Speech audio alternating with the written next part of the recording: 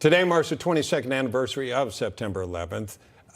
22 years later, we continue to grieve those that we lost and honor those who risked their lives to help people get to safety, many losing their lives in the process. And President Biden is, again, as we pointed out, choosing to mark this 22nd anniversary by being in Alaska instead of New York, Washington, or Pennsylvania. And he is going to be speaking to troops and their families. We want to be honest about that.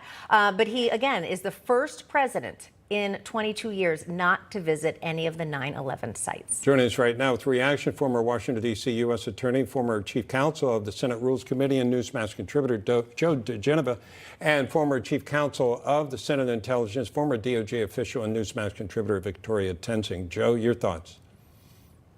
Well, this is a very special day for us, Bob. We lost a very dear friend on Flight 77, which went into the Pentagon, Barbara Olson. She was the wife of Ted Olson, the Solicitor General of the United States. She actually called her husband from the flight when it had been hijacked, asking him what she should do. That was the Barbara we knew, a very fantastic human being, a lovely woman, a brilliant lawyer who even at the last moment was trying to figure out how to do something. We wear these pins today, which we have, each one of us have on, which say September 11th, 2001. Every year we wear these to commemorate that event and to remember our beloved Barbara. Victoria, your thoughts, your memories, what would you like to share?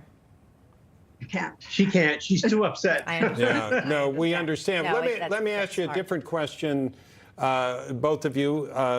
How do you think it should be commemorated? Because I have to tell you, we all deal with this. Those of us that were here when that happened and knew people who perished. I'm never ready to move on. I always feel like it should be dedicated to it. But you get more and more people, it seems, saying, well, we have to move on. That was 22 years ago. What are your thoughts about that? Well, you never move on from that.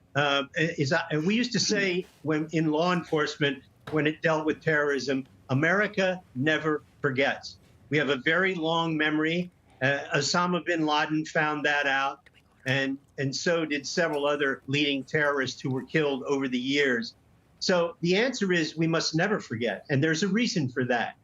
Because memory is the way you control behavior. You learn from it. You teach your kids so that they learn about what values are, why life is important, why having a country that you love and a flag that you respect means something. That's what's, by the way, that's what we're losing, Bob, because we don't teach civics anymore in schools. These kids aren't even learning about the brave men and women who lost their lives on that day. So the answer for us is never, ever forget. Yeah. Rudy Giuliani, a dear friend of ours, and look what they're doing to him.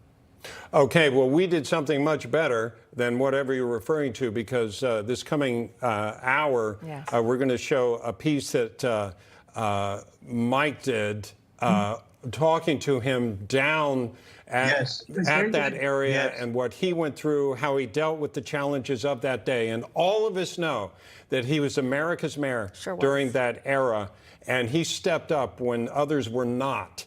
And it was a moment of courage and of leadership that I dare to say most of us have never seen before. He was an incredible leader. And I believe he's on, is he on with Chris in the 4 o'clock hour? I believe Rudy Giuliani. We just had what we call an elevator, a tease, Rudy, coming up later in our programming. But we understand entirely what you're saying. Here's a shot of the former mayor right there during a time that was a challenge to the entire country, and he stepped up. Yeah, he sure did.